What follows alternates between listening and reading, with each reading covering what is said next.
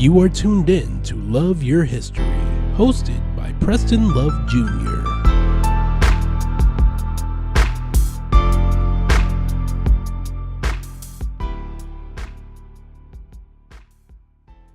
Hello there. I'm Preston Love Jr., and welcome back to our regular show called Love Your History. Isn't that a great name?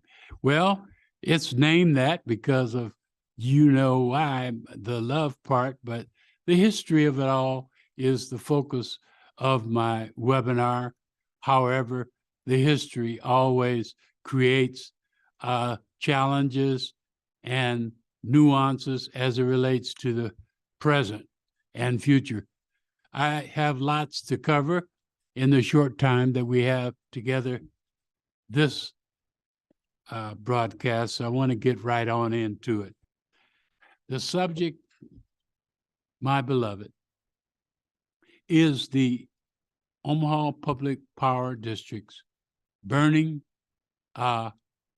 within blocks of where some of us live, within a mile or two from where some of us live, burning coal in our backyard. There's a plant called the North Omaha station where coal is burnt to generate electricity. What happens, just for educational purpose, you burn coal, you burn it at high temperatures. The temperatures are so high, then you burn them and create steam, because it is burnt and then it is burnt to boil water, and that water gets so hot it creates steam. That steam then creates so much force it can turn turbines, and those turbines turn in force and create less electricity. That's how it works. But the first step is where we have a problem, not the other steps. The coal, when it is burned, it produces toxic, and it comes out of those smokestacks down there, and has been that way for 40 to 50, 60 years. But let me tell you about those toxics. They cause all kinds of this health issues, and one of the biggest is health issues as it relates to your respiratory. Our community has a higher degree of asthma than any other community in the whole Douglas County. The whole Douglas County is being negatively affected, but we are more so because we're closer to the plants. We need, ladies and gentlemen, to be aware of all of this. I can't have the time right now to educate you on all the details, but the bottom line is that OPPD promised us a little over 5 years ago that they would not burn coal anymore out of the North Omaha plant. They would convert to alternate methods such as methane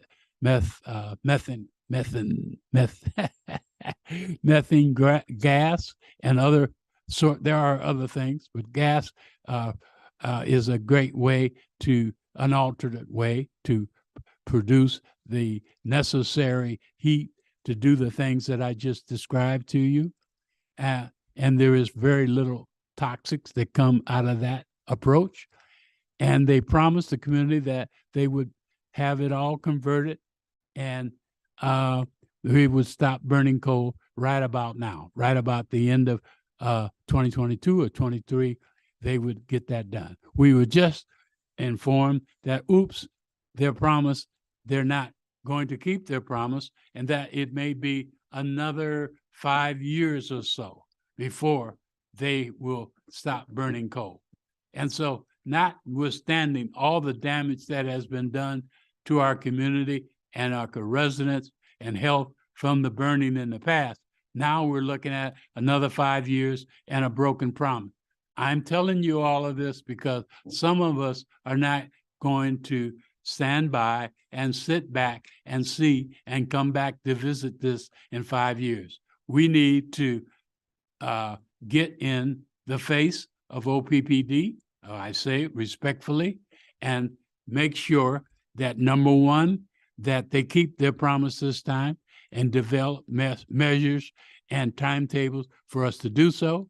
We need to educate our community because most of our community have never had the conversation about coal and its detrimental elements. And we need to have those kind of conversations. And we need to have to do that and have OPPD lead that effort in a way that makes sense. OPPD needs to understand how do you brief and outreach to a community like ours. I'm going to say, in all due respect, I don't think they know how. I think they know how to call up a few of us and tell us, hey, by the way, whatever, this and that. But to brief and do outreach in the community is something that those of us who live in the community know how to do.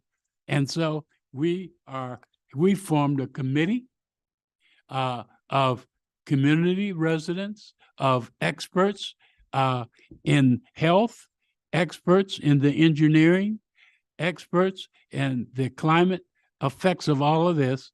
We formed an ad hoc committee and to interact with OPPD on this area.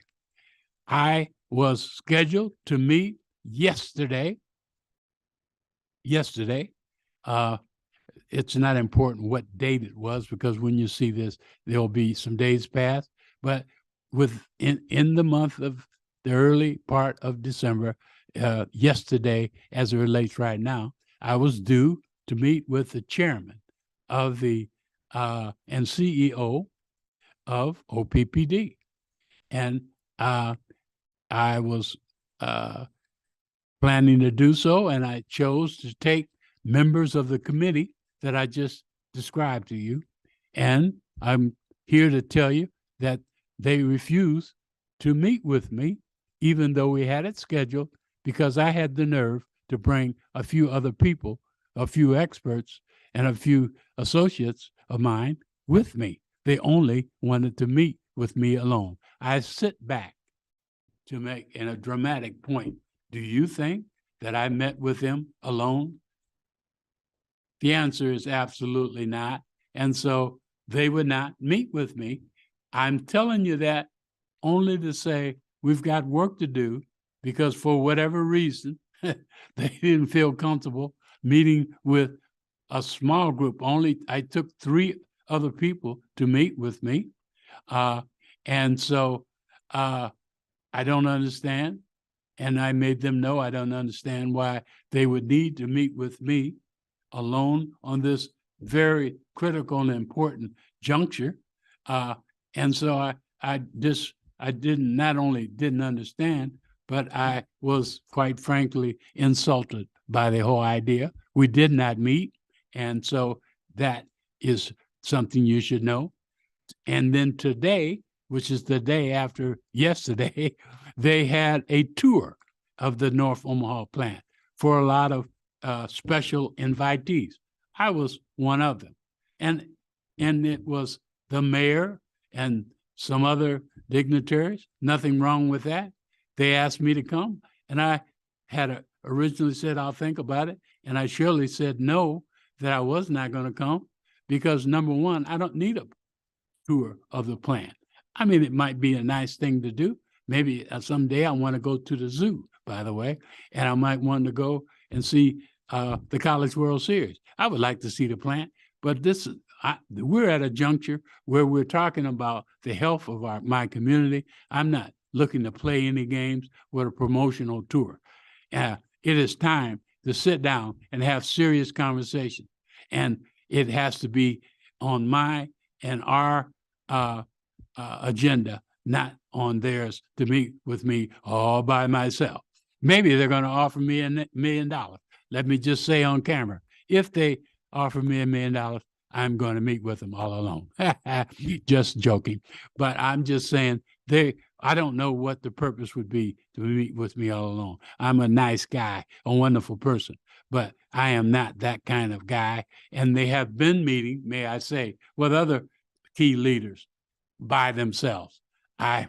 That's their own choice. I'm telling you that my choice was that. But the bigger point I'm trying to make with you is that this is going on right now, maybe with a lot of you who have no idea about the problem and who have no idea about what now is the attempt for me and other community members and these experts in my committee to get OPPD to give us the respect of who we are, who we represent, and to treat us with respect and not underestimate who we are and what we represent and what we're willing to do and say to let people know what's going on. May I mention that some of the things we could be talking about is what has been the health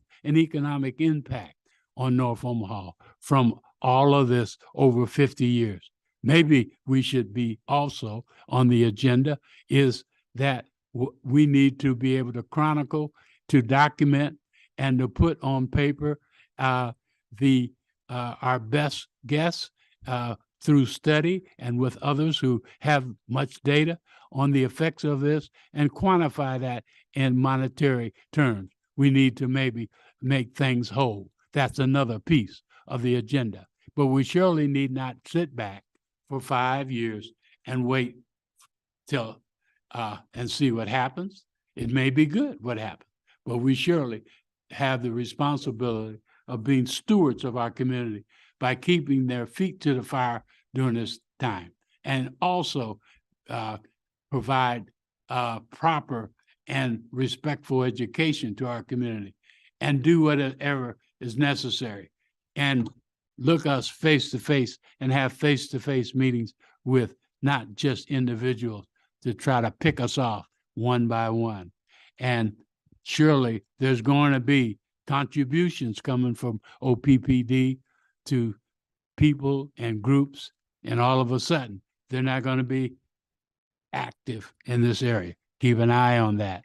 I could take the time, I don't have the time, but I could take the time and share with you that not only the ash and the toxic that come out of there that are affecting us directly as it relates to asthma and other things, but these coal plants are responsible for 42% of the mercury emissions in the U.S., a toxic heavy metal that can damage your nervous, digestive, and immune system. Is a serious threat to child development. It's said that 1/70th of a teaspoon of mercury deposited in a 25-acre lake can make the fish unsafe to eat. Just one example. But there's evidence, and I don't have time to develop each one of these, not only of mercury, but sulfur dioxide, nitrogen oxide, and other many, many harmful effects. You, the community, ought to know 2 things about all of this, and we're about the job now to begin to develop a plan of action to educate the community on all of these things. But also that you should know that there's a committee that is growing in number, growing, meaning we started with a small number of people and groups, and those people and groups have been added constantly. And so it's getting bigger and bigger, and that our agenda will be somewhat what I mentioned to you. First of all, we have to gain the first step, which was not on our list of things, which was just now that we know that they weren't even willing to meet with a group of us, only me alone, that part of the agenda will be to get the respect that is due to this sort of committee. I don't know how long that will take, but it will take place. I will say that you should know that I wrote a 800-word editorial for the Omaha World Herald. Today's date is December the 8th. And so if you want to go back and get that editorial, I wrote an editorial on this. In tomorrow's newspaper, my understanding is there is going to be an article about the committee and my experience trying to have a meeting with the group. But so that's just the first part was gaining respect. That may take a while.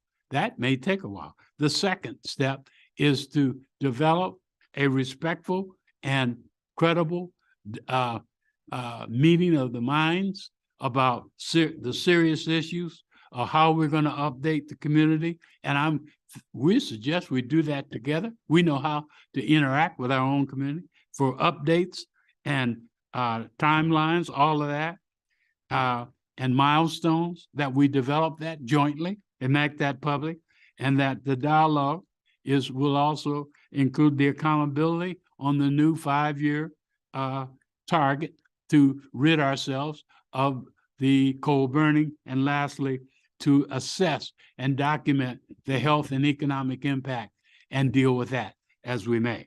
And so I wanted you to share these subjects. I hope that you've gotten something out of both, but I'm looking for you all to watch this webinar and then get up and get busy. Help us get the vote out. I'll see you next webinar.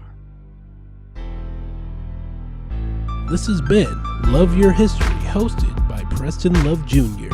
If you'd like to leave suggestions, email us at ewcfacts@gmail.com. That's ewcfacts@gmail.com. This is an EWC Communication production.